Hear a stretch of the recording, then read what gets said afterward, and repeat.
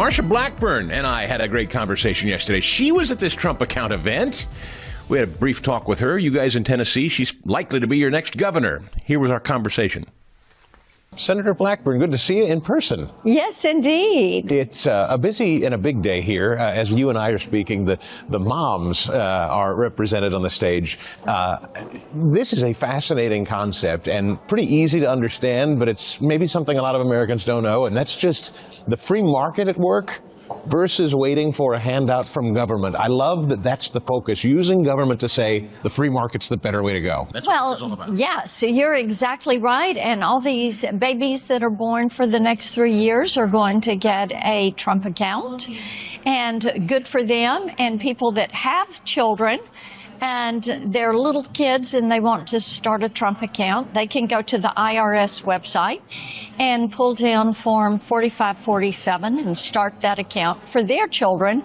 The good thing is, as you said, it's a free market at work. Yes. You put that initial deposit in. If you make all the max contributions, by the time the child is 18, then you've got over $300,000 in the account.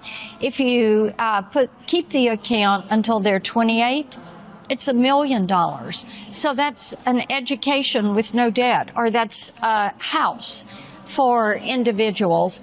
And it does shift that narrative to building that nest egg and talking about access to capital, talking about financial literacy, talking about spending less and saving more and doing more with less. And those are important concepts. Yeah. You know what I love about it is it makes the taxpayer and the citizen a fan and an ally of the free market instead of this Marxist ideology that's causing people to be hostile and angry and says capitalism's a bad thing and they want government from cradle to grave. This is the first time I've ever seen a Treasury Secretary and a president say, we're going to use the bully pulpit of the government to message it a different way. I just love it. I think it is absolutely fantastic. And to be able to, for children to have these accounts, for parents to be able to, every quarter, every year, look at the way that interest is growing. I think that it's a wonderful concept. I applaud the President and Secretary Bessent for bringing it forward. I'm a member of Senate Finance Committee, and of course, we pushed as a committee this concept forward and included it in the Working Families Tax Cut. It's a busy week here in Washington. All eyes on you guys in Congress as we're talking about another government shutdown. Where's that headed? I don't think you'll see a shutdown. You've got some Democrats that want one and most who don't.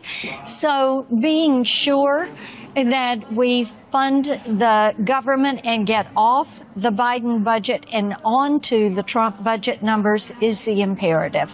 We'll do that. We'll stay here till we get it done. DHS, they say, is what they will not fund. Chuck Schumer has said they've used the situation in Minneapolis as the imprimatur to say we're not funding the Department of Homeland Security. Do you think that's ultimately what's going to happen? No, because Homeland Security also covers FEMA. And right now we have 200 million Americans that have been adversely impacted by a storm. In Tennessee, we have had such an ice storm. We've not had something like this in our recent history. And there is an incredible amount of damage. In Nashville alone, you still have 130,000 premises that are without power. Wow. And that's a lot of people that are still waiting to get their power back. So a bad look to not fund FEMA. A very bad look to not fund FEMA. Coast Guard funding comes out of the DHS budget. And of course, that is important all along the eastern seaboard and the impact they've felt from the storm. I know you've got a hearing today. You and I were just talking a little bit about it. This is an interesting one. Maybe something isn't on everybody's front page, but what are you working on? Oh, yes. We're going to talk about the scalping and the uppricing that is taking place in the live venue ticketing market for concerts, for shows, for sporting events. And Ticketmaster has allowed this to go on, claiming they couldn't police the bots that hit their site every day. We know that that's false. We'll hear from them. Kid Rock is the artist who is going to be in front of us. We're going to talk about the scalping and the secondary market, the resale market, where they increase the prices 100, 200, 300%. And of course, Ticketmaster gets a piece of that action. Before I let you go, SAVE Act. I know you got to run, but could I ask you about the SAVE Act? Where are you on that, and do you think that's going to make it through the Senate? We have it at Judiciary Committee, and yes, indeed, we expect it will make it through the Senate. That's a big one. I know everybody's watching for it. Senator, we are so grateful to see you in person. Great to see you, and thanks for all the time you give us on the show. Have a great week. So I asked Texas Senator Ted Cruz about a potential shutdown, and of course this report last week that he was caught on tape saying the Republicans were going to get killed. I think he was personally taken a bit out of context, but I let him speak for himself. Here's our conversation yesterday, our brief conversation with Ted Cruz.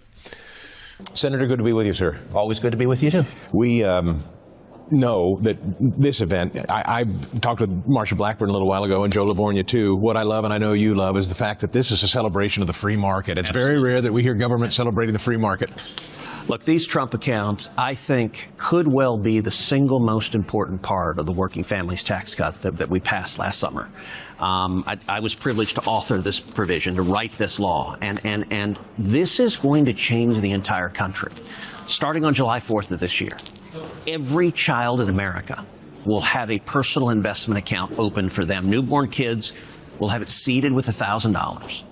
And parents and family and employers, they can put $5,000 a year in a tax-advantaged account. And what is so exciting is these accounts are going to be invested in the stock market, in the S&P 500. That means every kid in America will enjoy the benefits of compound growth, which is transformational. But even more importantly, we're going to create a whole new generation of capitalists. Every child in this country will be an owner of the biggest employers in the country. That's what got me excited about this idea, is the ability, you know, you and I have both seen the sad statistics of all the young people that are losing faith in capitalism, that think socialism might be a good idea. Well, now every kid's going to look at the economy and say, wait a second, I want the economy to succeed because I'm looking at my investments. I've got skin in the game. Yes. That's really powerful. And they want to protect their nest egg for a change, right? Wouldn't that be nice? Got to ask you quickly about what we see going on, obviously, in Minneapolis, and now the Democrats are threatening. Your colleague, Senator Blackburn, said she did not anticipate a shutdown, do you, this week over DHS? I think it's quite likely we'll see a shutdown. You think so? I think the Democrats are angry, and they want to demonstrate that they hate ICE, they hate law enforcement, they hate securing the borders. And it's a strange thing. You know, it wasn't that long ago that there was bipartisan agreement we can secure the borders. It's not hard to Google and find speeches from Hillary Clinton and Joe Biden and Chuck Schumer saying, let's secure the border. They're now all for open borders. Their angry base has decided they want to abolish ICE, they want to abolish the police, they want to stop deporting violent criminals, murderers, gangbangers. And so I think Chuck Schumer is going to have to demonstrate to his base that just how much they hate President Trump and how committed they are to open borders. I don't want to see a shutdown. I hope we don't. But I think it's likely that's what the Democrats are going to force. I know you read the report, and the left is trying to make a lot of hay of a conversation that you had about prospects for the fall. That was a what-if scenario you were talking about, not a fait accompli, I assume, when you're talking about the prospects for the GOP in the fall. Look, it was actually, I think what President Trump has accomplished in this first year is extraordinary. And I think this fall, we've got a record to run on. I think the record of success, securing the border, we've seen a 99% decrease in illegal immigration. That is extraordinary. Never been seen in the history of the country. You look at something like the Trump accounts that's going to benefit every kid in America. You look at school choice, another provision that I wrote that is in this bill, the biggest federal school choice provision ever authored that is going to benefit millions of kids, the biggest tax cut in American history. All of that together is a powerful record to run. And what I've urged the president repeatedly is we need to focus on economic success, on bettering people's lives. That's a record to run on and win in November. I hope and believe that's what we're going to do. I'd be remiss if I didn't mention it's School Choice Week. Also, you brought that up. It's Absolutely. National School Choice Week. It is, and those two provisions, the Trump account and school choice, are hands down the most consequential element of the entire working families tax cut. I think 10, 20, 30 years from now, we'll look back at those two provisions and say they changed this country, and millions of kids in America are better off because of it. Senator Cruz, good to spend some time with you. I appreciate it. Always a pleasure. Thank you, sir. For full shows, live and on demand, it's Salem News Channel.